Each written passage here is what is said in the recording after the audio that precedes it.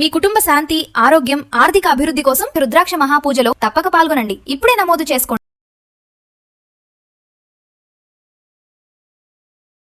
Suman TV ప్రేక్షకులకు నమస్కారం. మన జీవితకాలంలో కొన్నిసార్లు నరఘోష, శత్రుబాధలు మనల్ని వెంటాడుతూ ఉంటాయి.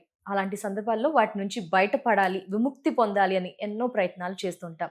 వీటికి సరైన మార్గం ఏమిటి? వాటిని ఎలా గుర్తించాలి? మన జీవితకాలంలో ఇలాంటివి మనకు ఎదురవుతూ ఉంటాయి. ఎలా వాటిని పసిగట్టాలి? ఏ విధంగా తొలగించాలి? ఇవంతా కూడా తెలియజేయడానికి ప్రస్తుతం మనతో పాటు ఉన్నారు మంత్రశాస్త్ర పండితులు బ్రహ్మశ్రీ కొండవీటి దత్తాత్రేయ శర్మ గురువు గారు. వారి ద్వారా విందాం ఒకసారి. గురువు గారు నమస్కారం. నమస్కారం. గురువు గారు, వ్యక్తి ఎంతో ప్రయత్నిస్తూ ఉంటాడు, కొన్ని అడ్డంకులు వస్తూ ఉంటాయి, వాటిని కొన్నిసార్లు అధిగమిస్తూ ఉంటారు. కొన్నిసార్లు అయితే ఎంత ప్రయత్నించినా కానీ ఒక టార్గెట్ కానీ ఒక గోల్ కానీ ఆ వ్యక్తి డెవలప్మెంట్ అనేది అక్కడితోనే ఆగిపోతుంది, మనశ్శాంతి ఉండదు.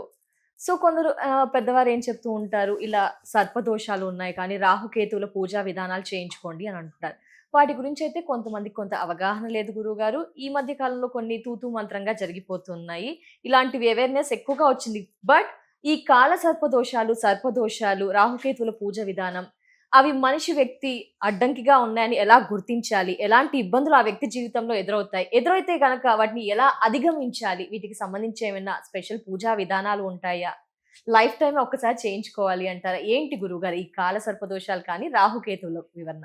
ఈ కాలసర్పదోషం అనేటటువంటిది జాతక రీత్యా ఉంటుంది. జాతకంలో అంటే పుట్టినప్పటి నుంచి పుట్టినప్పటి నుంచే ఏదైనా సరే గ్రహస్థితి, మనం పుట్టినప్పుడు ఏ నవగ్రహాలు ఏ స్థానంలో ఉంటాయో ఆ స్థానాన్ని బట్టి మన యొక్క జాతకం అది మంచి స్థానంలో ఉంటే మంచి, చెడు స్థానంలో ఉంటే చెడు విధంగా అవన్నీ కూడా నడుస్తూ ఉంటుంది జాతకం. అయితే జాతక చక్రంలో రాహువు, కేతువు రెండూ కూడా రెండిటికి మధ్యలో 7 గదులు గ్యాప్ లో ఉంటాయి అన్నమాట. రెండో స్థానంలో గనక రాహు ఉంటే 8వ స్థానంలో కేతు ఉంటారు.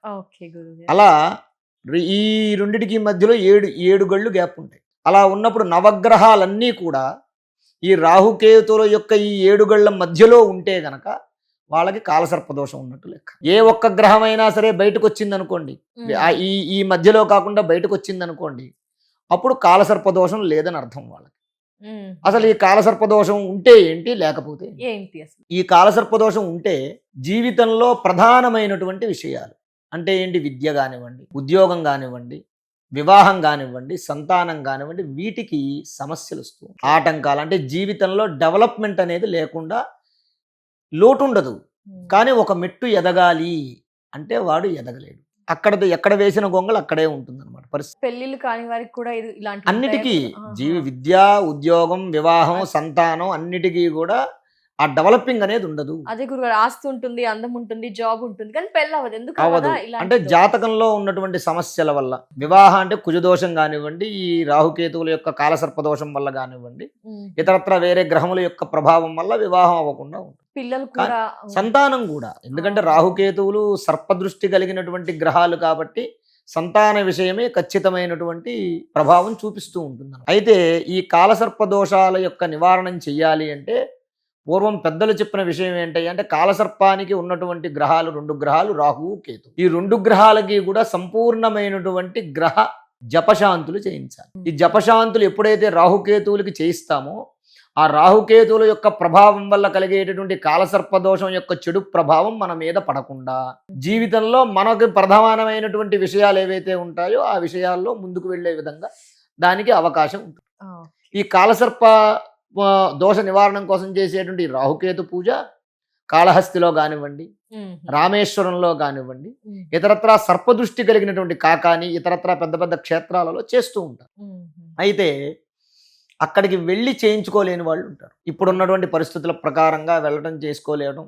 అయితే సంపూర్ణమైనటువంటి శాంతి కావాలి. ఇప్పుడు మీరు ఇందాక అడిగారు, మేము ఎన్ని పూజలు చేస్తున్నా సరే మాకు ఫలితం రావడం అనేటటువంటి మాట మీరు అన్నారు. సంపూర్ణమైనటువంటి గ్రహశాంతి చేసుకుంటే తప్పనిసరిగా మంచి ఫలితం కలుగుతుంది. మరి ఎక్కడ మాకు ఆ సంపూర్ణ ఈ రాహుకేతు సంబంధించినటువంటి ఈ కాలసర్పదోష నివారణానికి రాహుకేతు పూజ మనం ప్రతి నెల ఆశ్లేష నక్షత్రం రోజున ఈ రాహుకేతు పూజ ఆల్రెడీ చేస్తున్నాం. చాలా మంది మనకి ఆన్లైన్ కానివ్వండి, ఆఫ్లైన్లో స్వయంగా వచ్చి చేసుకునేవారు ఉంటారు. లేదు ఆన్లైన్లో మనం చేసేటటువంటి దగ్గర గోత్రనామాలు రిజిస్టర్ చేసుకుని చేయించుకున్న వాళ్ళు ఉన్నారు. అలాగే సంతానం లేని వాళ్ళు పోయిన నెల మేము చేశాం. పోయిన నెలలో చేస్తే వారికి ఆ అమ్మాయి ఇప్పుడు ప్రెగ్నెంట్ గా ఉంది. అంటే 2 నెలల క్రితం 2 నెలల క్రితం. జనవరిలో చేశాం. జనవరిలో చేయించుకున్నటువంటి వాళ్ళు ఎవరైతే ఉన్నారో ఆ అమ్మాయి ఇప్పుడు ప్రెగ్నెంట్ గా ఉంది. ఆ అమ్మాయి వాళ్ళు అమెరికాలో ఉంటారు. కాలసర్ప దోష నివారణార్థం రాహుకేతు పూజ. ఇలా మనం ఈ కార్యక్రమాలు ప్రతి నెల ఆశ్లేష నక్షత్రం రోజున చేస్తాం.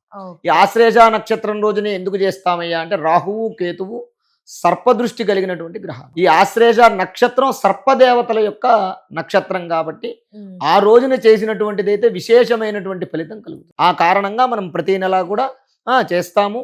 ఎవరైనా సరే ఈ కాలసర్పదోష నివారణం కోసం ప్రత్యేకంగా చేయించుకోలేని వాళ్ళు ఉంటే కనుక కింద స్క్రోల్ అయ్యేటటువంటి నంబర్లకి ఫోన్ చేసి మీరు పేర్లు గోత్రాలు నమోదు చేసుకున్నటువంటిదైతే రిజిస్టర్ చేసుకున్నటువంటిదైతే వారు ఒకవేళ రాకపోయినా సరే వారి పేరు మీద మనం ఈ రాహుకేతు పూజ చేసి ప్రసాదం పంపడం జరుగుతుంది. అద్భుతం గురువు గారు. సర్పదోష నివారణకైతే మంచి అద్భుతమైన రెమెడీ తెలియజేశారు గురుగారు. అలాగే మీ ఆధ్వర్యంలో ఎక్కువగా వింటూ ఉన్నాం, చాలా ఫేమస్ గా ఈవెంట్ జరగబోతోంది లక్ష రుద్రాక్ష హోమం పూజ అని. ఏంటి గురుగారు అదొక్కసారి వ్యూవర్స్ కోసం? లక్ష రుద్రాక్షల పూజ అంటే రుద్రాక్ష శివస్వరూపం. ఈ రుద్రాక్ష శివస్వరూపమైనటువంటి ఈ రుద్రాక్షలు 1,00,000 రుద్రాక్షలు 1,80,00,000 సంవత్సరాల మహత్యం కలిగినటువంటి శివలింగం మీద ధరింపజేసి స్వామివారికి 11 మంది బ్రాహ్మణులతోటి ఏకాదశ రుద్రాభిషేకం చేయడం జరుగుతుంది. 11 మంది బ్రాహ్మణులు 11 సార్లు అభిషేకం చేస్తే 1,00,000 రుద్రాక్షలకి 11 లక్షల అభిషేకం చేసినటువంటి ఫలితం. అటువంటి శక్తివంతమైనటువంటి అభిషేకంలో అలాగే బిల్వార్చన తదుపరి నిర్వహించేటటువంటి ఈ 11 మంది బ్రాహ్మణులు కూడా అర్చన చేస్తారు ఈ 1,00,000 రుద్రాక్షలతోటి. ఈ అర్చనలోనూ ఎవరైతే పాల్గొంటారో వారికి రుణ బాధలు కానివ్వండి, అంటే అప్పుల బాధలు కానివ్వండి, అనారోగ్య బాధలు కానివ్వండి, శత్రు బాధలు కానివ్వండి, అకాల మృత్యు బాధలు కాని ఇవన్నీ కూడా నివారణ అయిపోతాయి. అష్టైశ్వర్యాలు శివో ఐశ్వర్యకారక అని చెప్పుకున్నాం. అష్టైశ్వర్యాలు కలుగుతాయి. ఇది జుత్తిక క్షేత్రంలో మనం చేయటం జరుగుతుంది. ఎవరైనా సరే ఈ పూజలో పాల్గొనేవారు అయ్యో మేము వెళ్ళలేకపోతున్నాం అనేటటువంటి భయం అవసరం లేదు. కింద స్క్రీన్లో స్క్రోల్ అయ్యేటటువంటి నెంబర్లకి కాల్ చేస్తే వారి పేరు గోత్రం నమోదు చేసుకుంటారు. వారు ఎవరైతే నమోదు చేసుకున్నవారు రిజిస్టర్ చేసుకున్న వారు ఎవరైతే ఉంటారో పేర్లు గోత్రాలు వారికి ఈ శివుడికి అర్చన చేసినటువంటి ఈ పరమ పవిత్రమైనటువంటి రుద్రాక్ష వారికి ప్రసాదంగా పంపడం జరుగుతుంది. ధన్యవాదాలు గురుగారు. నమస్కారం. నమస్కారం. వ్యూవర్స్ చూసారు కదా, కాలసర్పదోష నివారణ రాహుకేతు పూజా విధానం గురించి గురువుగారు అయితే తెలియజేశారు. మనలో కొంతమందికి ఉంటుంది. మీరేమైనా సఫర్ అవుతున్నారా? పెళ్లి లేదా పిల్లల విషయంలో, పిల్లలు ఎదగట్లేదు అండ్ డెవలప్మెంట్ లేదు, ఇలా కొన్ని సమస్యలు అయితే మనలో ఉంటాయి కదండి. ఒకసారి చెక్ చేయించుకోండి కాలసర్పదోషం ఉందా లేదా. చెక్ చేయించుకొని మీరు గురువుగారి ఆధ్వర్యంలో జరిగే, గురువుగారే ఇంటికి కూడా వచ్చి తెలియజేస్తా అంటున్నారు. ఈ వివరణ అంతా కూడా తెలియాలి అంటే కనుక స్క్రీన్ పై నెంబర్ ఉంటుంది కదా, ఒకసారి చేసి పూర్తి వివరణ తెలుసుకోండి. నమస్కారం.